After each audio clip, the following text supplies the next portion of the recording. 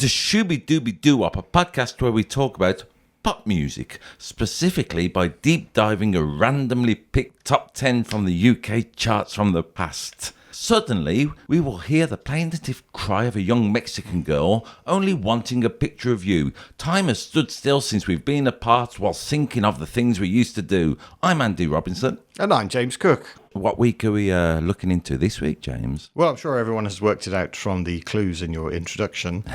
It is the 9th of August, 1962. Yep. The Beatles aren't in these charts 1962, but I'm going to say, James, about being a Beatles bore, which you know I am about, they're floating about in the ether. They are definitely out there. A week after this chart is when Pete Best leaves the Beatles. Anyway, we're not talking about the Beatles, not yet anyway.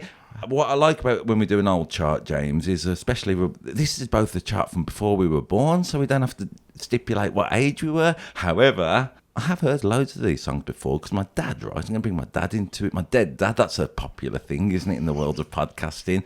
My dad used to have a row of cassettes, and 6 of the songs I know incredibly well from my dad taping songs off the radio, pointing a little handheld microphone at the speaker. I mean, kids today don't know they're born.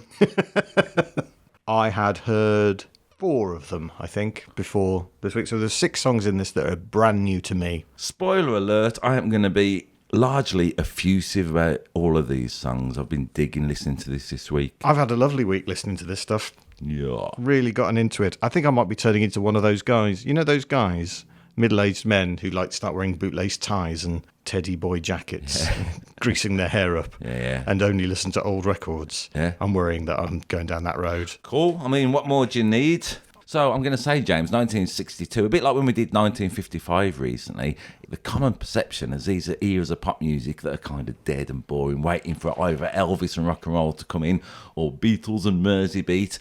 But listening to these charts this week, there's loads of joy, isn't there, in there? There is. I'd say, yes, joy comes across, even in the songs that are a little bit sad. Yeah, man. I've got some stats for you. I love your stats. There are 3 UK number ones in this top 10, 4 songs going up, 4 songs going down, and 2 non-movers for a total net movement of positive 24. Just explain the net movement again for people who aren't as mathematically knowledgeable as you. All the songs that have gone up the charts, I count up how many spaces they've gone up, and I take away the amount of spaces the songs that have gone down, and that gives us a total net movement. There are 4 cover versions, 5 American artists, 4 British, and 1 Australian ? There are 2 groups, 7 solo artists, and a duet.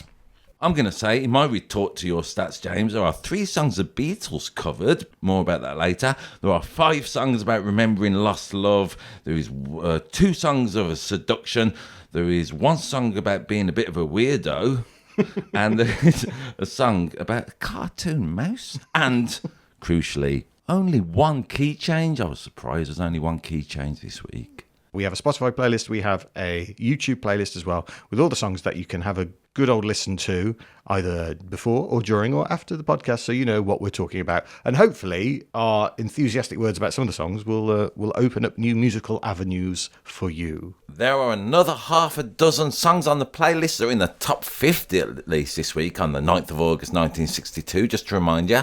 And we get into them in our special bonus tracks podcast. Featuring Nat King Cole going cuckoo, Paul Anka getting drunk, Petula Clark en français, and Anthony Newley going slightly mad.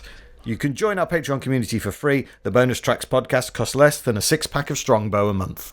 And maybe as intoxicating as a 6-pack of Strongbow, maybe. And you can do it down the park. As Rachel says, sing the song, children. Number 10. Down 2 to 10 this week, it's Helen Shapiro with the song Little Miss Lonely. Her 5th and final top 10 single. She was kind of on the way out there at the age of 15. That's showbiz. Yeah. Helen Shapiro, I suppose, known for her most well-known hit would be Walking Back to Happiness. This was a total surprise and a discovery for me this week, James.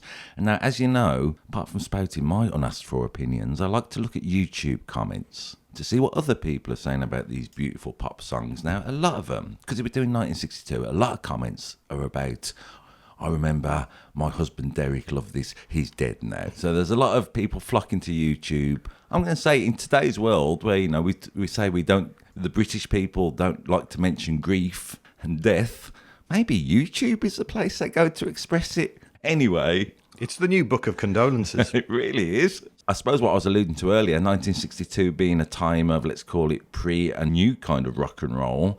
Luigi Celloro, 4303, he calls it pre-hippie UK. Helen Shapiro. Pre-hippie UK. Yeah, which I think is a good way of saying it. But Alan Springett, 9233, God bless him, he says, it's the first time here for me, but the missus has just taken the karaoke stance. So this song, I've loved it this week. It's a lullaby, isn't it? How do you mean? It's got that lullaby vibe to it. It also, the verses remind me of Crying. The Roy Orbison song? Yes, which had come out the year before. You mentioned Walking Back to Happiness, which had won the Ivor Novello Award for the two songwriters, Mike Hawker and John Schroeder, who also wrote this song. My favourite line, which has been in my head all week, and the beautiful melody, of course, is she sort of goes, well, I'm wiser now, so much wiser now, but my wisdom is a wisdom of a fool somehow, and so on. I mean, it struck me deep, that melody and those words especially. Yeah, great lyrics. Yeah, great lyrics. Maybe as well, the thing you mentioned about Roy Orbison and Crying, it's got that beautiful thing, which another record has coming up. It's kind of got a little rhythmic shift, doesn't it, for the verse, and then the middle eight, the bridge, goes into another little rhythmic shift. The first time I heard it, I thought it's a little bit clumsy, this song, but fourth time I heard it, I was thinking, oh, it's so beautiful. This song speaks to me. Yeah, I'm Little Miss Lonely. It's kind of got that rumba in the verse, if that's the right sort of rhythmic phrase, and then this is a Roy Orbison bit, the middle eight, whatever it is, it's got a dun dun dun dun dun dun dun dun. It's kind of rhythm to it, and that's very Big O. As far as I can tell, there is no Little Miss Lonely in the Roger Hargreaves series of books. Which is a shame, because they could have a tie-in with the song. Yeah, it's a wasted opportunity. Come on. They should update the Mr. M books and do a Mr. Beast anyway. That'd be a good one for Roger Hargreaves to do, wouldn't it? Yeah. About a little cartoon character who is inexplicably, well, popular on the internet. Come on, Hargreaves, sort it out. Is he dead? Hargreaves? Yeah. Oh. Probably. My apologies, Roger Hargreaves, rest in peace. I'm going to write onto a YouTube comment, I miss Roger Hargreaves. That'll fit in with the general vibe of this. Yeah, he died 37 years ago. Wow. Who were Helen Shapiro's support act in 1963? The Beatles! Yeah, there they are, in the ether. Yeah. I think this is right. I think that whatever show that was, she got moved down the bill when the obvious popularity of the Beatles kicked in. So there's a bit of that going on. Yeah, which was kind of symptomatic of what happened to her pop career about that time. She was kind of viewed as a sort of a throwback artist and was usurped by the likes of your Dusty Springfields and your Sandy Shaws and your Lulus. Yeah. Which is a great shame, because she's got a terrific voice. She really has. Really unique. But also she got into sort of hard drugs. No, sorry. Jazz singing, which is thing. worse. She got on to tour the clubs and stuff. She was in musicals. Yeah, man, you'd always see her about in the late 70s, early 80s on telly. She'd still pop up. She was always working. Yeah, she played Viv in the short-lived soap opera Albion Market on the TV. Cool. She toured with Humphrey Lyttelton for the best part of 20 years. Who's an amazing musician and not respected enough. But 1962, very much peak Helen Shapiro. She released 7 albums. 4 of them came out in 1962. Wow. Yeah, she was also in 2 films released that year. One is called It's Trad Dad, IMDb rating 5.9, directed by Richard Lester. Yeah, I've got a vague memory of seeing that film. Yeah, Richard Lester, who directed Hard Day's Night by the Beatles, amongst other things, but let's face facts, that's his most well-known film. It's Trad Dad is about some kids who get into traditional Dixieland jazz, like kids do, despite the disapproval of the local mayor. Yeah. The mayor doesn't want us to listen to this Dixieland jazz, guys. In America, it's called Ring-a-Ding Rhythm. And she is in the film Play It Cool, IMDb rating 5.6, which stars Billy Fury and also Lionel Blair and Bernie Winters, among many, many others, directed by Michael Winner. The New York Times review said, "The film is full of wiggling hips, throbbing larynxes, and youthful energy. As for the soundtrack, well, it's loud." Pretty good. I found the trailer for Play It Cool, and it's one of my favourite things. Check it out. Can we put that in the links as well? Yeah, we'll put that in. Yeah, why not? Also, while we're talking about his films, the actual song Little Miss Lonely, I learned from YouTube comments. Well, I didn't learn because I must have seen it. But anyway, I'm doing a quiz on you. What links Little Miss Lonely and Tom Hardy? You see, this is what a quiz will do to you. Has Little Miss Lonely featured in a film that Tom Hardy stars Yeah, in? it was in the film Legend where Tom Hardy plays The Cray twins. Yeah. Yes. Yeah, I imagine one of the Cray twins liked the song a lot more than the other one. When she was 10, Helen Shapiro, so just 5 years earlier than this, she was in a band at her school called Susie and the Hula Hoops, which is a great name for a band. Who was the guitarist in that band? Susie and the Hula Hoops. In what year? So this would have been 1957. I am going to say... Oh, man, go on, tell me. Mark Bolan. Really? Yeah. Good research. Yep. Mark Bolan, who is the lead singer of Soft Cell. Email us in to Shuby... what's it? ShubyPodcast@gmail.com. Email us in if we haven't got our facts right. Helen Shapiro was the name of a singer that I know my granddad really liked. Right. I remember him mentioning her, but he would have been in his late 20s when this came out. What? I don't know. Wolf whistling my granddad. I do it all the time. Like if anybody takes a shine to anybody or anything going on, I always do a wolf whistle. I do it when when football players score a goal and they take their shirt off and they reveal their bra underneath. I do it then on my own. So it's a lovely song. Yes. I can see what my granddad was into. I watched a couple of clips of her on YouTube. So I watched that the trailer for Play It Cool that she's in. Yeah. And she just looks like a young Amy Winehouse. Cool. And also I found a clip of her on a pop music show a couple of years later singing a song. And she's singing this song to 3 of the Beatles. And they're all kind of standing in a row. And so she sings a bit to John, then a bit to George, and then a bit to Ringo. Paul's not there. Right. I don't know what's going on there. George Harrison used to say when Paul McCartney was missing on their days off, let's call it, George Harrison used to say Paul McCartney was probably off judging a beauty contest somewhere. So again, they're lurking about, aren't they? I don't want to be too Beatles-centric because there's plenty of places you can go to that. They're certainly hovering around, aren't they? Yeah, or just standing still while Helen Shapiro sings to them. Yeah. Number 9. Down 3 to number 9, Come Outside by Mike Sarn featuring Wendy Richard, a former number 1 single, the 10th best-selling single of 1962. Yep. This was one of the songs that I had heard previously. Do you like it? Did you tap your toe? Did you laugh along? I mean, it's a novelty record, isn't it? If you like. I mean, I'd say it's a treatise on the human condition of a man essentially trying to chat a woman up and remind him a bit of Baby It's Cold Outside with a little vibe of that. Yes, but here's the thing about Baby It's Cold Outside, and I know there are bits of that song that are very problematic. Oh, shut up. They are. Shut I'm up. not saying all of it, I'm saying bits. Which? Say what's in this drink. Yeah. Right, that means something else now. It didn't mean anything back then. Time changes how things are perceived. What you saying? Say what's in the drink. How's that? This is you've James. The implication my of that, body language. I'm intensely annoyed. The implication of that line, if it was sung now, is that the drink has been spiked. Yeah, and the implication of then was it been spiked? Maybe not with a date rape drug, but with alcohol. Exactly. Well, that is a different. Go on. But my point is going to be. I'm loving this conversation. My point was going to be in "Baby It's Cold Outside." The whole thing is that song is from a time where, because of society's rules, a woman couldn't be seen to be too eager to stay with the guy. Yeah. She had to kind of put on a show of, oh no, I couldn't possibly. Yeah. Even if she secretly wanted to. And that's the subtext of that song. Why is that problematic? That's that isn't. That's in life. That's what I'm saying. I'm saying even though there are bits of it that are problematic if applied to a 2020s filter, the whole of the song isn't as bad as I think some people say it is because it's from a different time. However, this one I think is more broadly comic. Okay, I get you. Well, I like this. We've hit upon a rich theme because there's people on YouTube comments. We'll talk about Baby It's Cold Outside another week. I've got such an issue with that song being slightly cancelled. Anyway, loads of people dig into this dynamic on YouTube comments. Capo3, right? They say, lovely old-fashioned responses from Wendy. Nowadays, she'd have told him to fuck off. Well, she kind of is, isn't she? But in the words of 1962.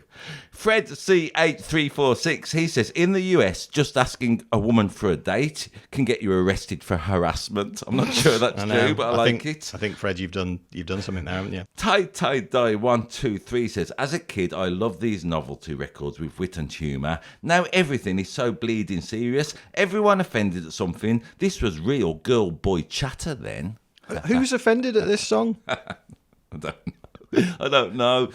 I am. An imaginary person is offended at this. Well, quite. And I'm going to shake my fist at that This imaginary is weird, person. isn't it? Because I think that in pop songs, I think there's a few records, haven't there? Like the Pogues' Fairy Tale of New York. That's one for the using a word in it.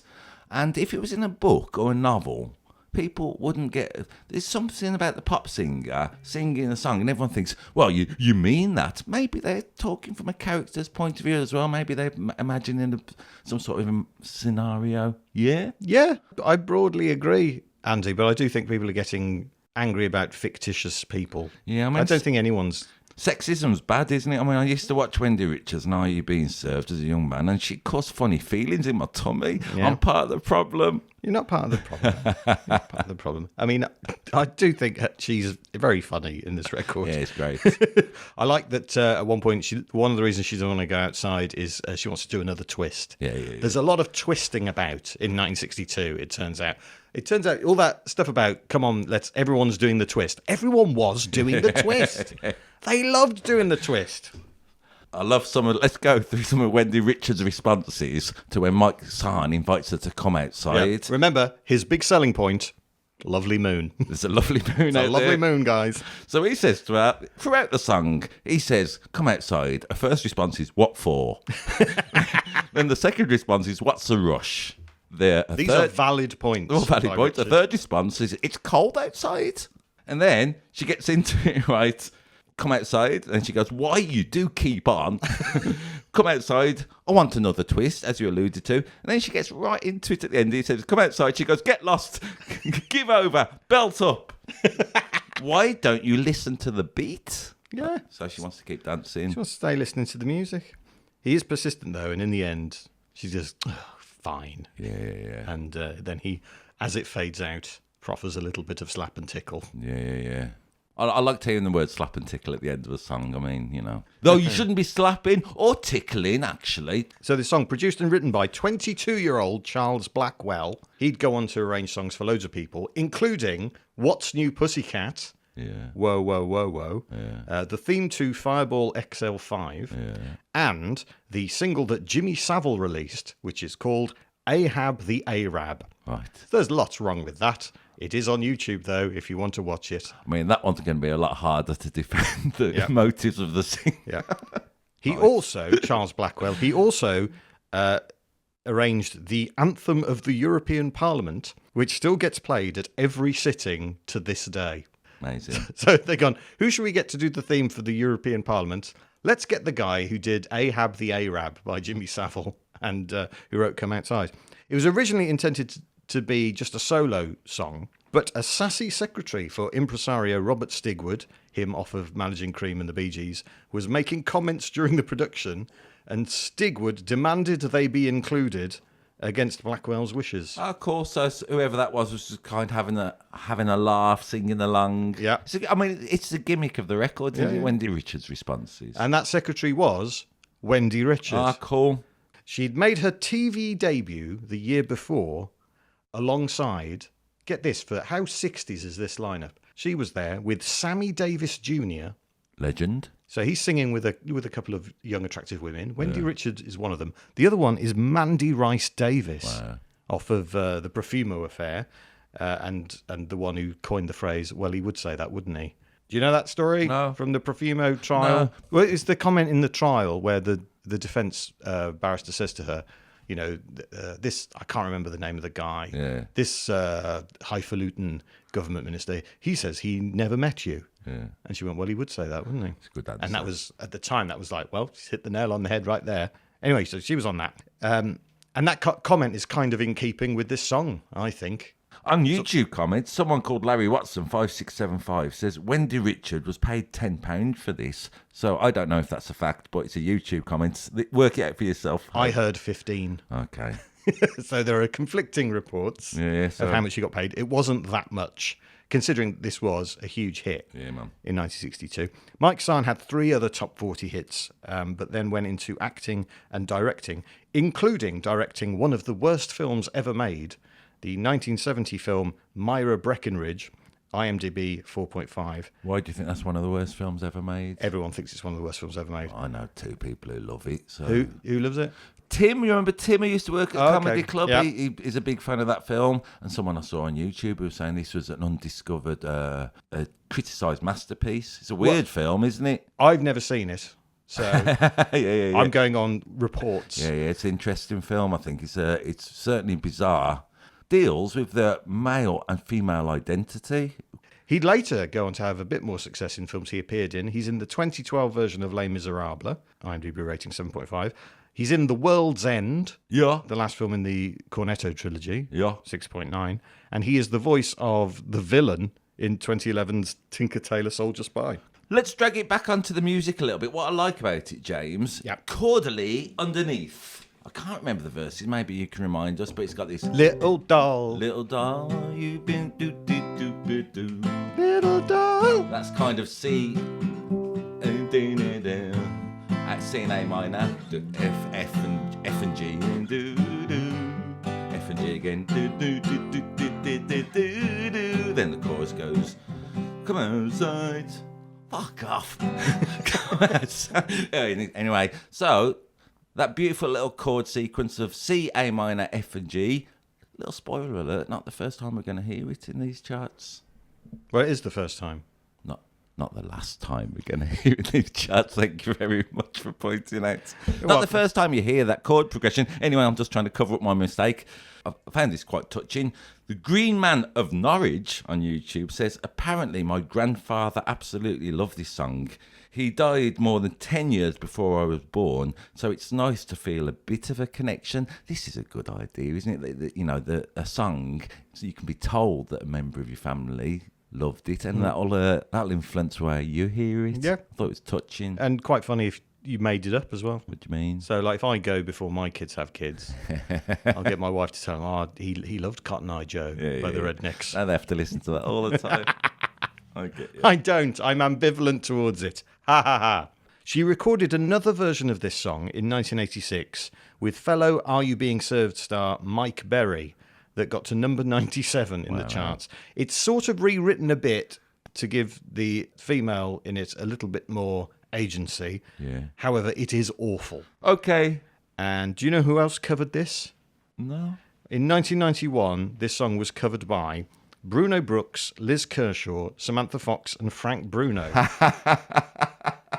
So in it, Bruno Brooks is singing it to Sam Fox, and she's telling him to F off. Yeah. And Liz Kershaw is singing it to Frank Bruno, who's telling her to do one. It's a strange menage a quatre. Yeah. That was to raise money for children in need. Yeah. It did not chart, as far as I can tell, which means it didn't make any money. Probably that to pay for the recording studio and the musicians. They probably lost money. So some kid who's not getting the benefits they could get now because of that. In fact, we should do a benefit, James, for people who make charity records. Should we go to number 8 now? What's the rush?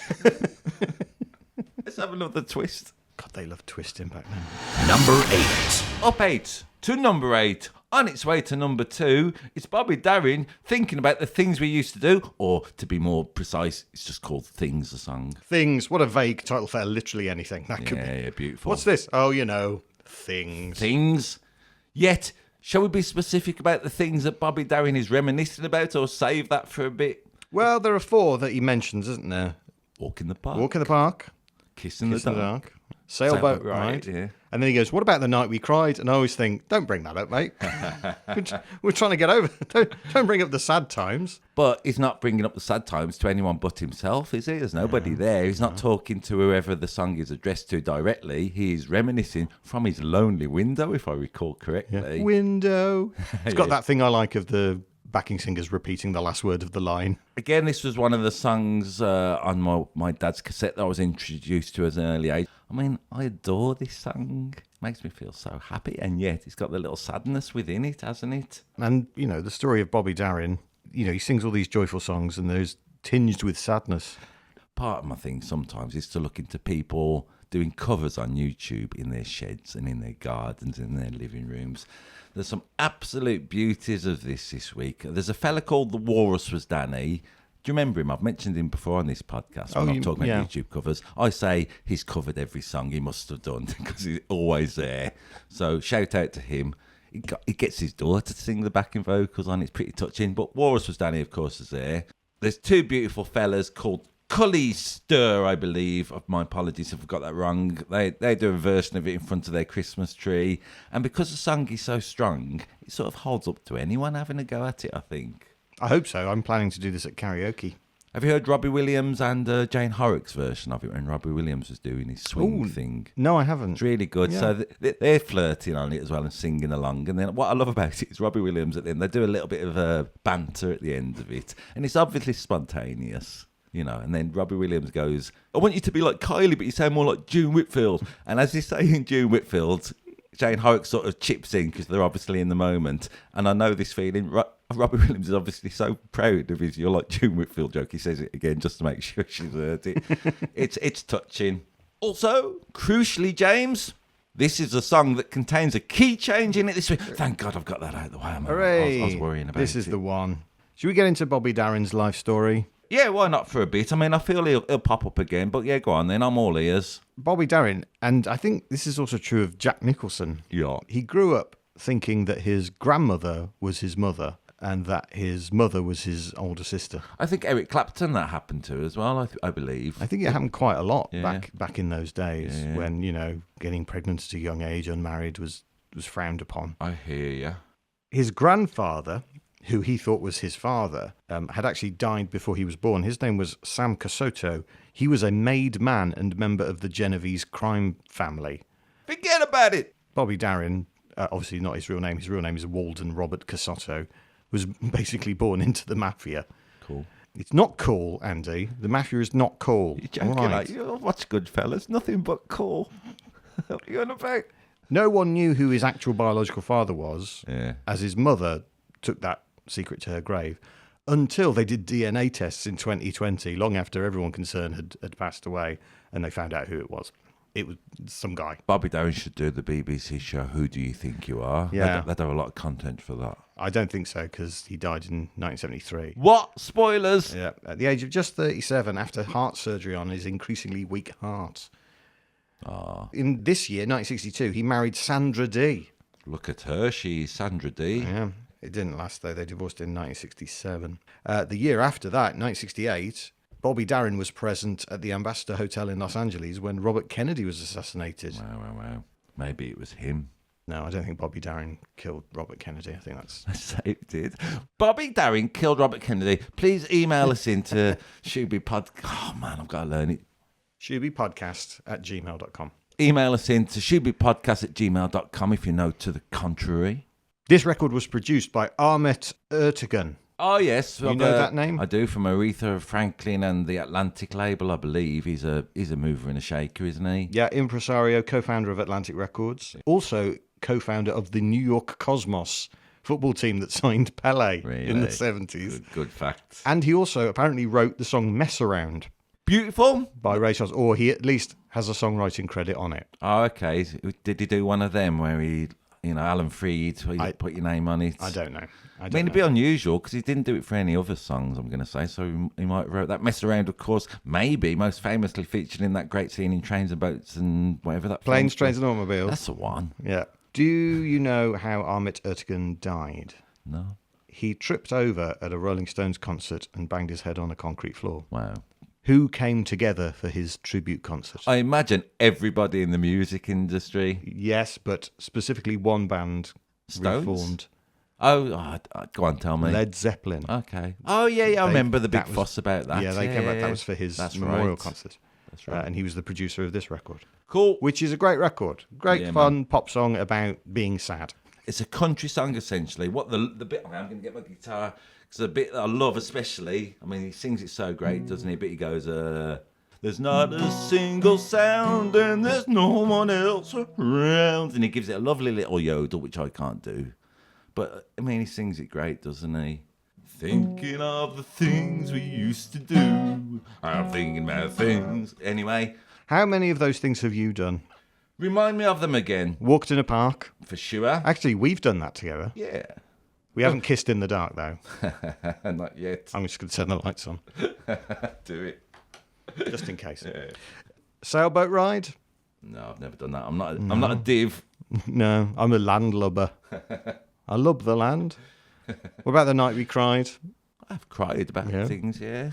All right, then. I'm liking this notion. Let's do it. I'm going to throw a little quiz on you, James. All right. While we're talking about, let's call it memories. Okay. Yeah? Things we used to do. See if you can guess who said these. Memory is the diary that we all carry about with us. Bobby Darin. No, it was Oscar Wilde. Close. Memory is deceptive because it is coloured by today's events. A little bit like we were talking about that song, slipping something in your drink. So who said memory is deceptive because it is coloured by today's events? Is it Elaine Page in the song Memory? No. Close, though. It is Albert Einstein.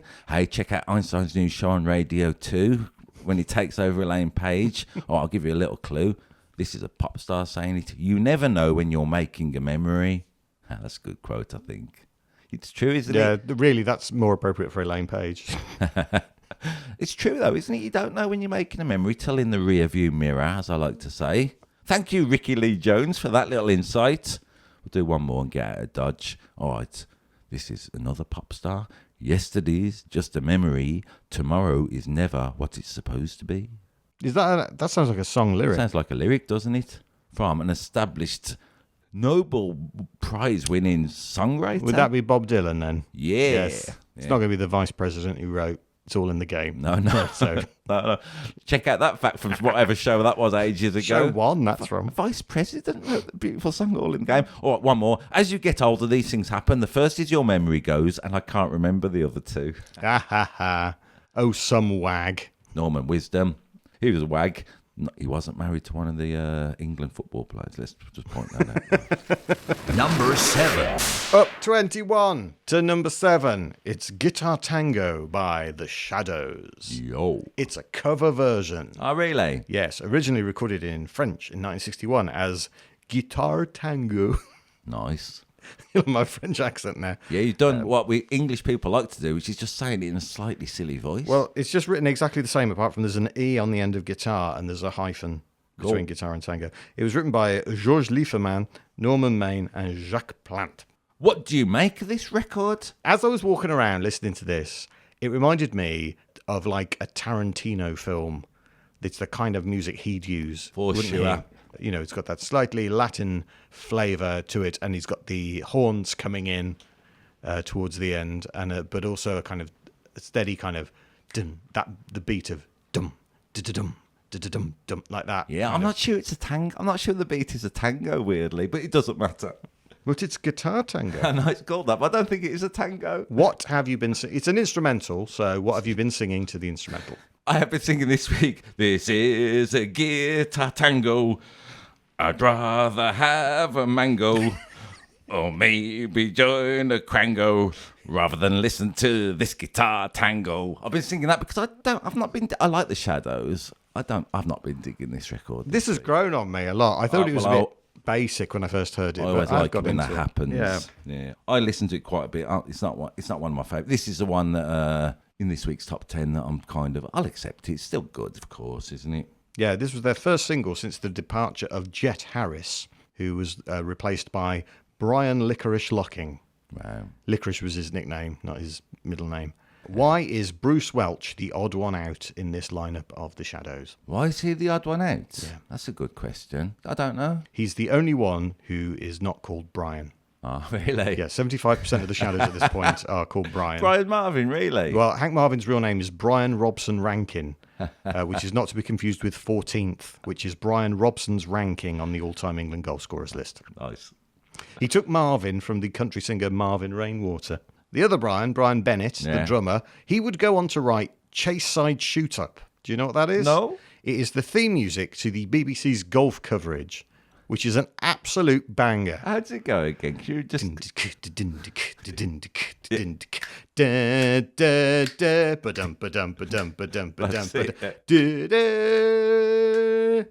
Nice. Yeah, that's written by Brian out of the Brian number 3 from the Shadows. Great. I'd like it if that was the one that gets us looked into for copyright. Certainly won't be me trying to play Bobby Darin things. No one would ever recognise it. What were the Shadows called in 1958-59? The Drifters. They were called the Drifters. Woo-hoo-hoo, million pop points to me. But they had to change it because of the chocolate bar. Yeah. Not really. I've got a little fact about Jet Harris. I just know in my head. I believe this to be the case. Cliff Richard, we haven't mentioned Cliff yet, have we? While we're talking about the Shadows, Cliff Richard supposedly had an affair with Jet's wife back in the day. This caused trouble between Cliff and the Shadows. This is allegedly. Well, I'm just talking pop music, what I've learned. But I like the notion of if Jetta Harris... How annoyed would you be? Cliff Richard, famously a virgin, non-sexual, and you think, why are you picking on me for you to do this? I mean, I was listening to this record this week. This was interesting in terms of my inner psyche. I think, what should I talk about on this podcast? As I've already alluded to, I wasn't liking it a lot. I was listening to it, James, through the Christmas market on my headphones.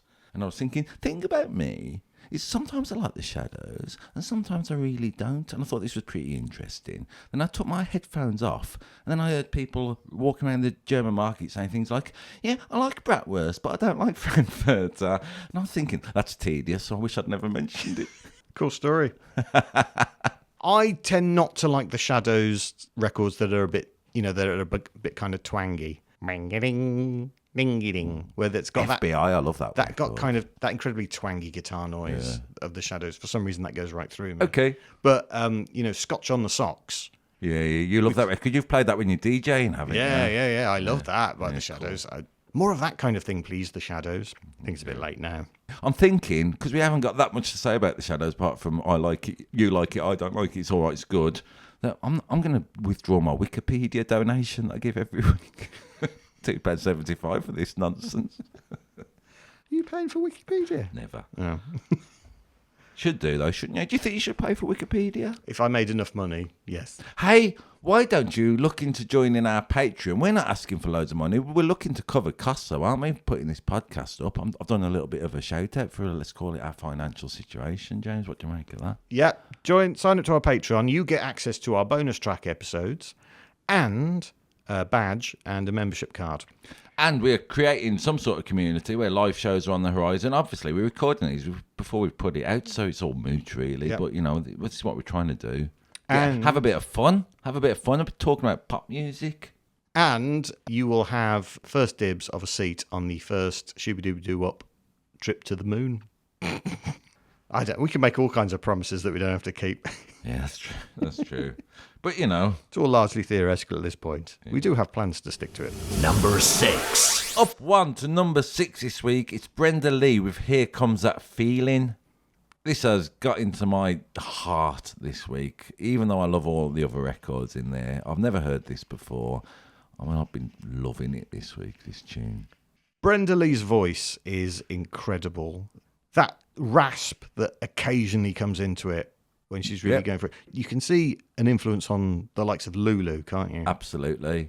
Here's a little quiz for you. I'm going to throw some random quizzes on you this week, right. I thought, James. Sure. What connects Brenda Lee with the character Helen Shapiro was talking about only a few songs ago? Little Miss Lone Lee. Yeah. Is Brenda Lee's middle name Lone? No. Brenda Lee was known as Little Miss Dynamite. I'm done. That's just a fact. In fact, her 2002 autobiography was called Little Miss Dynamite. Because cool. I think Miss Dynamite should release an autobiography called Little Brenda Lee.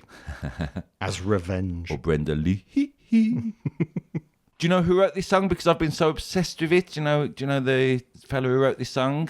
There's two fellas. Yes, go on. Do you know? I know one of them. I've looked into. Do you know Dorsey Burnett? Dorsey Burnett, brother of Johnny Burnett, the rockabilly rock and roller, amazing. Whose son Billy Burnett was Fleetwood Mac adjacent. How? In the 80s and 90s. How? He used to play with them live and stuff. He was never like an official member of the band though. And Joe Osborne, who may or may not be the Joe Osborne who played bass in the Wrecking Crew.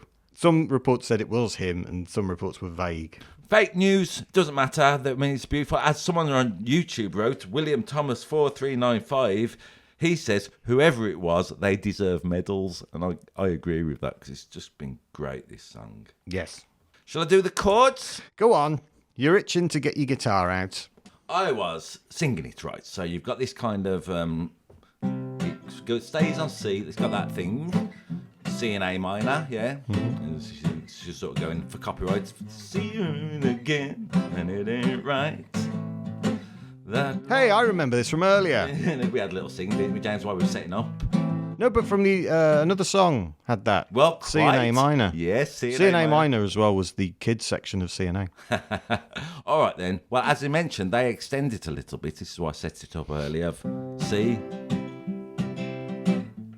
That's little doll, you bit. So there's that, and they also do F and G as that do. But also, what I like about this C and A minor backing that Brenda and her band have set up. I mean, you hear that all the time. It's so many songs, slightly rhythmically, but it's let me think. Let me look at what I've got. It's got a very old friend came by today. That Elvis song you telling, and there's what else is there? There's street and a journal, but whatever that was. New and ripped up phone booth. Pneumatic girl and whatever the words are. Jam. It's also got that bit. Don't be afraid. Just knock at the door. He just stood there mumbling and fumbling. And you know, even Billy Bragg. You and I are victims of a love that lost a lot in the translation. Anyway, so this kind of home key going to the relative minor. Anyway, this song, this beautiful Brenda Lee song, in a way you couldn't get more simpler, and yet it has got such an impact. Brenda Lee, born Brenda May Tarpley. She dropped the May Tarp. She's 17 at the time of this record. Helen Shapiro would be thinking she's an old timer. Yeah. She's been having hits since she was 12. Rocking Around the Christmas Tree, which she's probably best known for, recorded when she was 13. Amazing. She's 13 on that record. Her father died in an industrial accident when she was just 8, and by the time she was 10, she was the main earner in her family from singing. What a pressure that must be. Yeah. Who was her opening act at the Star Club in Hamburg in 1962? Was it the Beatles? It was. Who was her opening act when she toured the UK in 1963, or at least one of her opening acts? Go on. Someone I've mentioned already. Go on. Mike Berry from Are You Being Served? Man. Welcome to the connectedness of all things. Yeah, man. Everything, everywhere, all at once.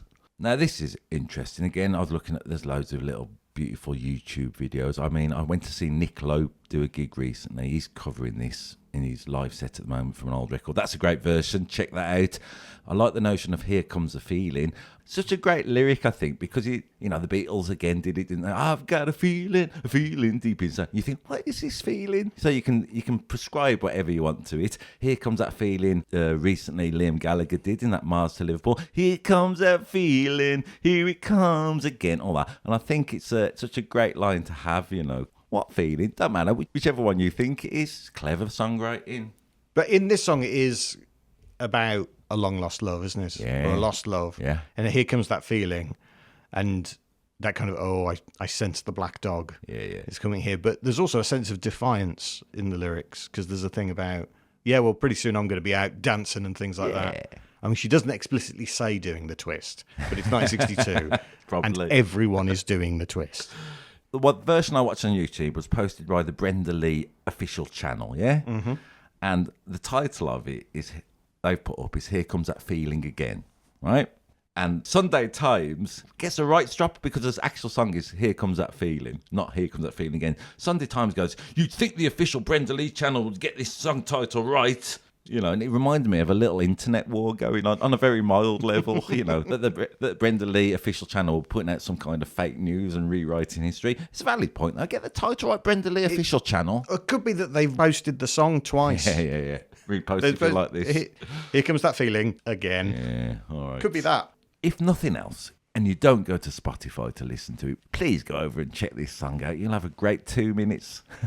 Only short, loads of songs short. Again, we talk about this, don't we, when we're doing the old-timey charts. Yeah, you can rattle through this in 25 minutes. Do it. Well, we like to periodically remind you about the Spotify playlist and the availability. Check it out because it's a joy.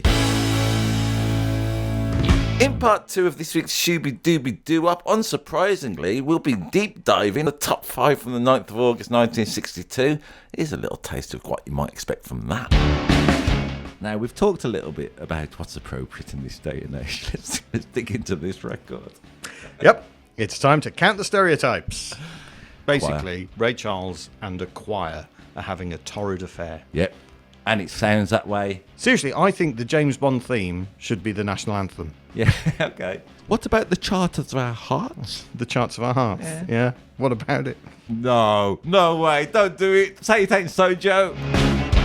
Check out our Spotify and YouTube playlists and let us know your thoughts at shubipodcast@gmail.com. All your thoughts. And for the songs that aren't in the top 10, join our Patreon community and become a subscriber. Thank you to the artists who made this music. Thank you to the British Record Buying Public of 1962. But mainly, thank you very much for listening to this. And I suppose 1962, so why don't you shooby dooby doo wop? Bop bop shoo up.